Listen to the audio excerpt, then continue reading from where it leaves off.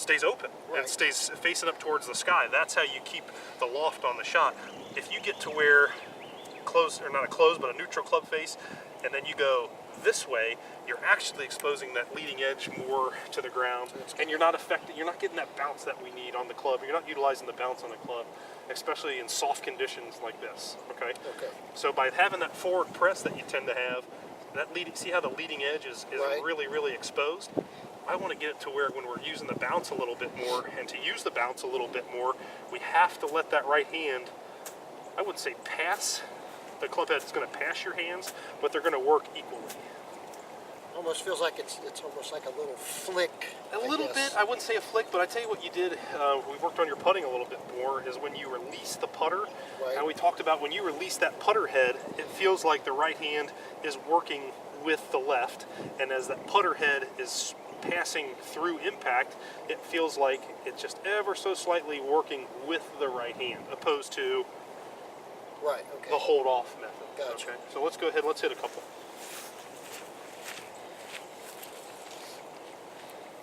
Club doesn't have to lean as far forward when we're hitting this shot. Okay, so I don't want to be... Yep, right there. Very neutral. There you go. Very nice. Very nice. Good. Real good. Do it. Now do it with the ball there. That was perfect. That was absolutely perfect.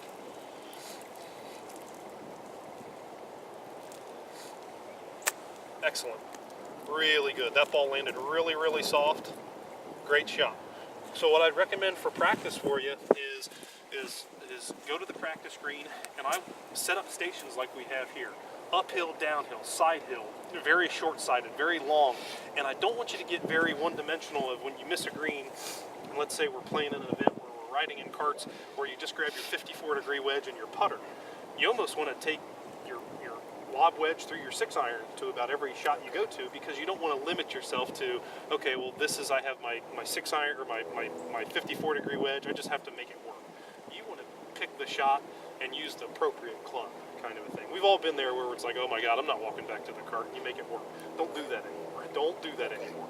But for practice, you want to emulate these stations. And what you'll find is the longer shots that you have, okay, the longer and lower, you're going to have more of that kind of forward press that we have a little bit. And as you get more to these dainty little feel shots, you're going to feel like, just with your putting and how you've improved with your putting, you're going to feel that release of a little bit of the right hand, which allows the bottom part of the golf club, the bounce, to take effect. And if you do accidentally get the golf ball off, or your impact position off just a little bit, that bounce may save you. Opposed to where on a shot like this, and you standing level, it has a tendency for the leading edge to dig, and we dump the ball right in front of us. So does that make sense? Right. Okay, so let's hit a couple more. I think the thing too is, you're right, I do have a tendency to get this, this. Correct. Now that's good in certain situations. That is if we were in the front of the green, we want to hit a low running shot, and really the direction is, I hate to say more important than the distance, but the feel of this shot is more important than trying to get a smooth, soft contact. And how do we do that? We do that by kind of slipping the club under the ball a little bit. It's not that forward press and driving that golf ball towards. There you go. Really good. Good. Yeah, it's definitely a different feel.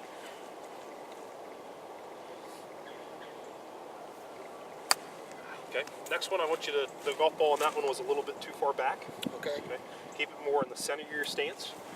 And I want you to stay in your finish position, looking down where that golf ball was, until you hear that golf ball land on the green. Excellent. And you can see right there how the club head worked in conjunction with your right hand. Very good, really good. One more. Okay.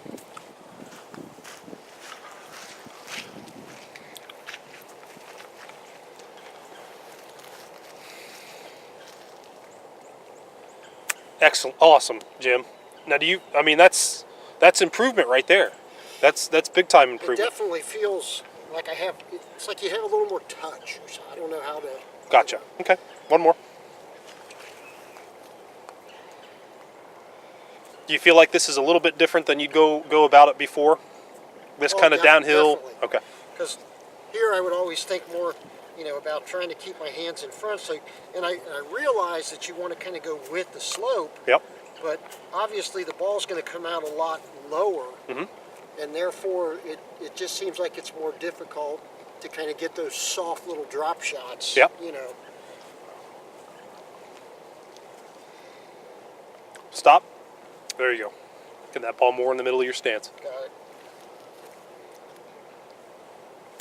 Excellent.